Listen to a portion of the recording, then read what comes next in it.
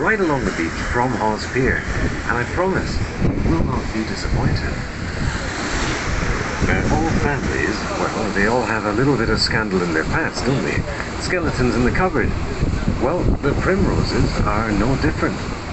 Now, why was there a scandal? If we go back in time to Archibald, he was the 5th Earl of Rosebery. It was the 1800s, in Victoria's era. He was one of those a very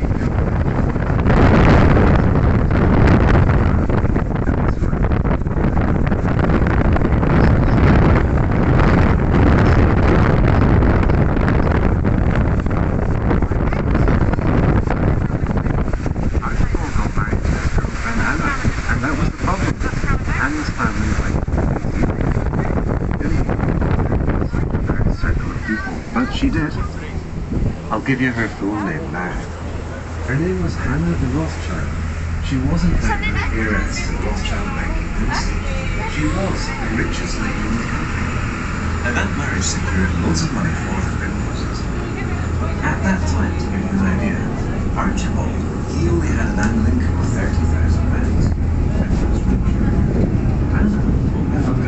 She was worth 170 million, not counting all the mansions, the stately homes, and the palaces I can mention. And other scandals and stories about religion and crime society have established. Didn't like the fact that Hannah, and when Queen Victoria heard, well, she was most definitely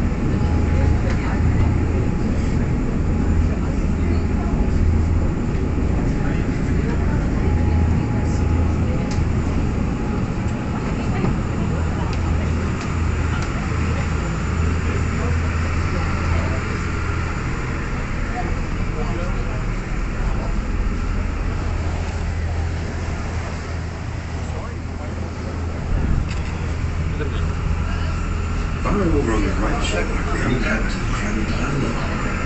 What are you doing? And then, as you cast your eyes left along the skyline, you may catch a glimpse of another castle. A little further on is the international seaport of Leith, where you will find the Royal Yacht Britannia. But closer to us now, again on our right, Inchmickery Island, a very distinct island. Can you see Inchmickery?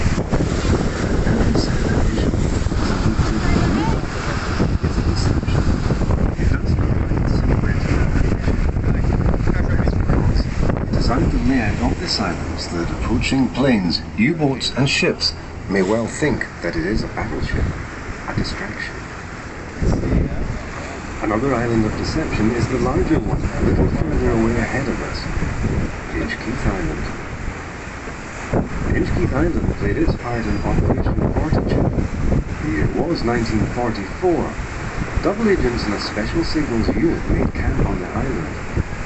They compiled and sent spoof radio traffic, hopefully to be received by the German reconnaissance aircraft. The idea was designed to lead the Germans to suspect that we would be invading Norway, thus deflecting their attention on Normandy, which was the place our forces were really going to.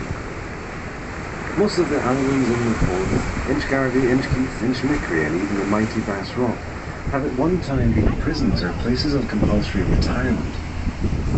In our history, the Scots had a very simple mentality about those who caused a problem in society. Criminals and people with infectious disease. Put them all on an island and forget them. But one of the most outrageous occurrences was when King James IV dispatched a Hey, Inchkeith Island. He believed, isolated from the rest of the world, The experiment was to ascertain what language the children would grow up to speak. Would it be the language of the gods?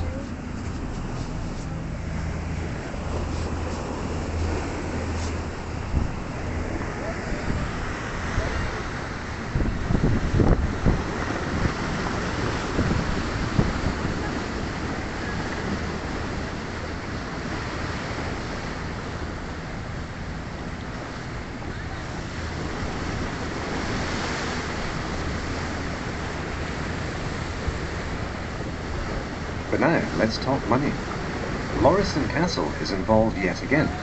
Sure, the Napiers owned it in the 1500s, but moving into the late 1600s, the era of Queen Anne, a chap called John Law inherited the castle.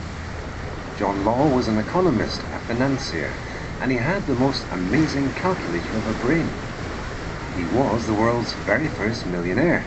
We know that because he invented that word himself. For centuries, our money used to be made from precious metals.